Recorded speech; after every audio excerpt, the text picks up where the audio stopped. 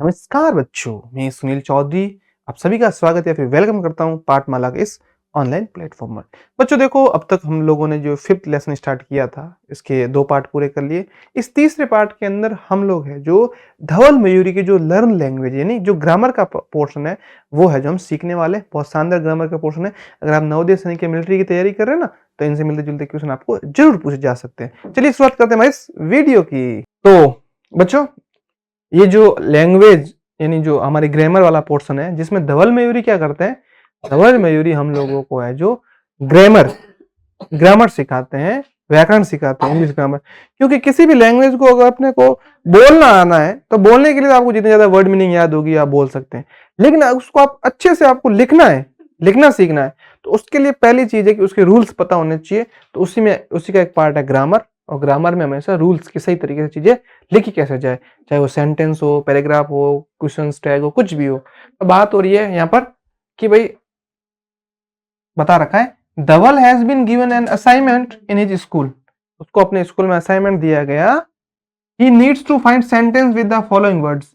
ये जो वर्ड्स दे रखे हैं, इनकी हेल्प है जो या फिर इनसे जो सेंटेंस बना के वो बताने हैं। Help him find the sentence with the words given using this text book and books from the reading corner. कहीं से भी, कोई सी भी बुक हो या कुछ भी हो, आप खुद से भी बना सकते हैं। तो ध्यान रखना, ये सारी की सारी चीजें हमारी कहलाती है हेल्पिंग वर्ब। हेल्पिंग वर्ब मतलब सहायक क्रिया।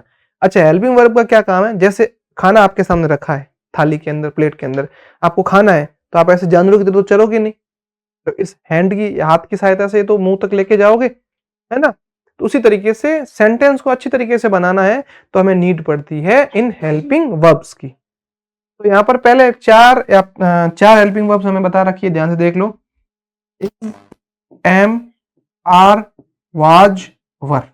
इन चारों का कहां यूज होता है, मैंने इनके लिए एक चार्ट बना दिया, इनका यूज भी लिख दिया, और यूज के साथ साथ में सेंटेंस भी बनाए। तो देखो, सबसे पहली है इज का मतलब है, लेकिन जो चीजें एक वचन होती है, ही के साथ यूज कर सकते हैं, सी के साथ में, इट के साथ में। सिंगुलर नाउन का मतलब जो नाउन सिंगल है, आदमी अकेला है, कोई भी चीज अकेली है, सिंगल है, इस तरीके से।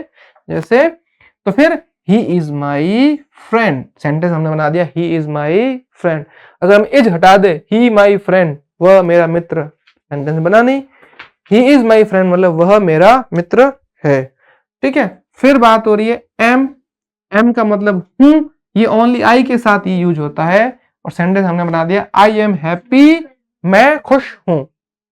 और अगर आप आई एम हैप्पी नहीं लगाओ, आई हैप्पी, तो सेंटेंस सही नहीं रहेगा।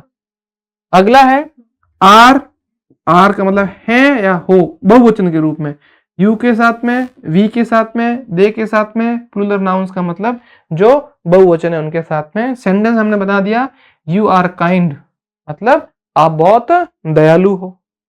कुछ कुछ लोग होते हैं दयालु, इनके मतलब भी आपको पता होना चाहिए। यू का मतलब होता है आप बोलो या तुम बोलो, दोनों बोल सकते हैं।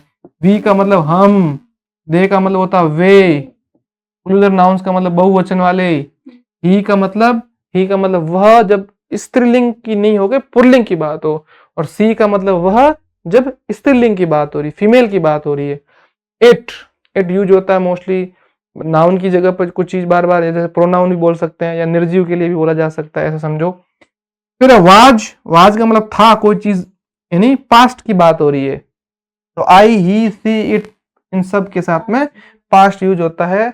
और जैसे सी वाज सिक, वो सिक नहीं, वो सिक अलग होता है, इसका मतलब हो गया वह बीमार थी, ठीक है। अगला है वर का मतलब थे या थी, ठीक है। यू, वी, दे, इन सब के साथ यूज होता है। सेंटेंस बना दिया हमने, दे वर हैप्पी, वे खुश थे, ठीक है। समझ में आ गई बात आपको? तो बच्चों, आप सबकी डिमांड पर हम लोगों ने फाइनली लॉन्च कर दी है कक्षा 5 के लिए, क्लास 5 के लिए पाठमाला की ऑल इन वन बुक।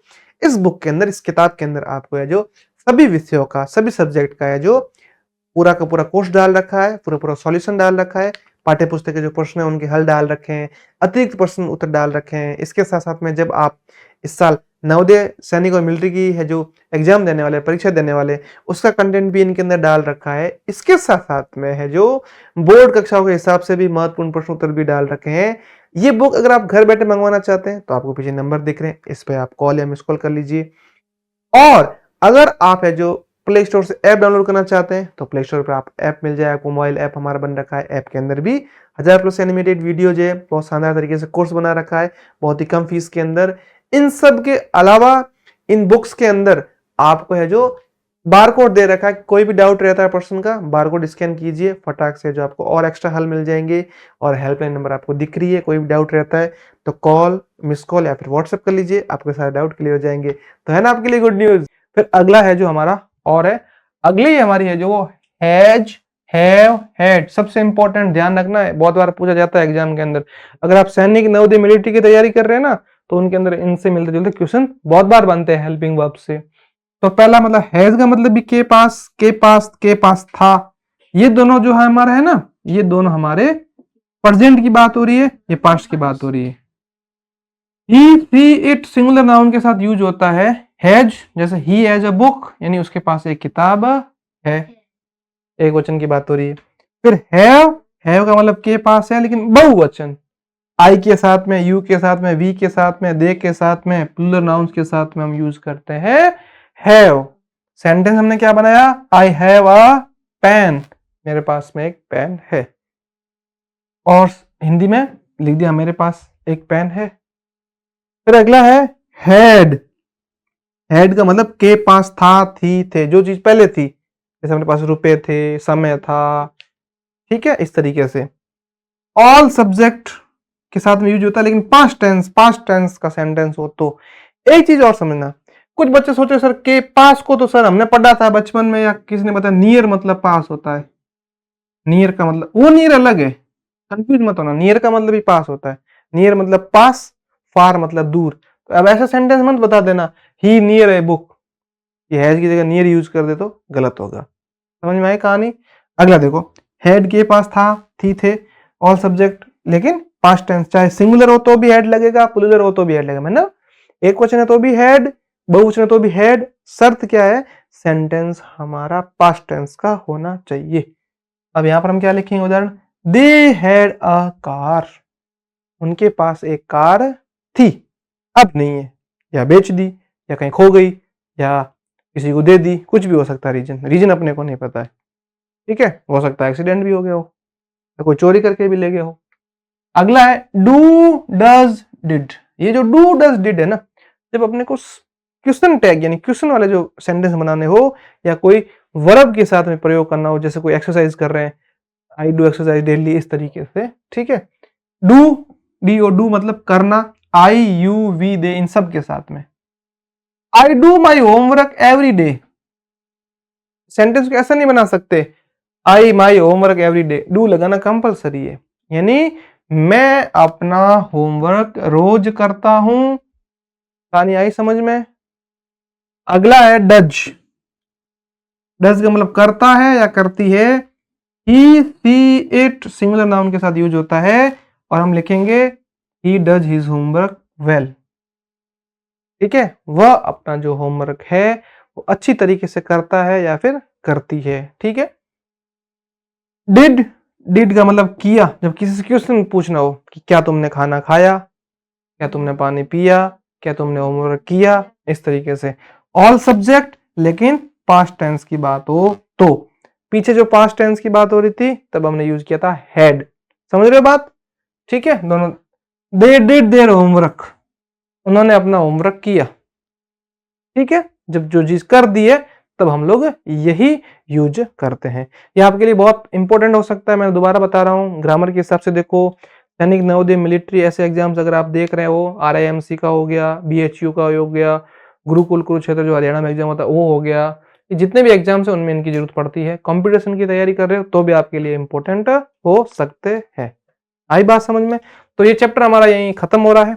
कोई डाउट रहता है तो हेल्पलाइन नंबर है, वीडियो को एक दो बार देख लीजिए, सपोर्ट करके चैनल को सब्सक्राइब कर लीजिए अगर आपको लगता है कि सही चीज़ आपको मिल रही है। और पाठमाला का ऐप भी आप डाउनलोड कर सकते हैं, आपको प्ले स्टोर पर मिल जाएगा। और इस ऐप के थ्रू आपको जिस भी क्लास में आप पढ़ रहे हैं, 3rd 4th 5th 6th 7th 8th 2nd, जो भी, इंग्लिश मीडियम है तो इंग्लिश मीडियम, हिंदी मीडियम है तो हिंदी मीडियम, या फिर RBSC है तो RBSC, सीबीएसई तो सीबीएसई, इन सब का आपको प्रॉपर कंटेंट मिल जाएगा। मिलते हैं अपना अगली वीडियो में, तब तक के लिए बाय।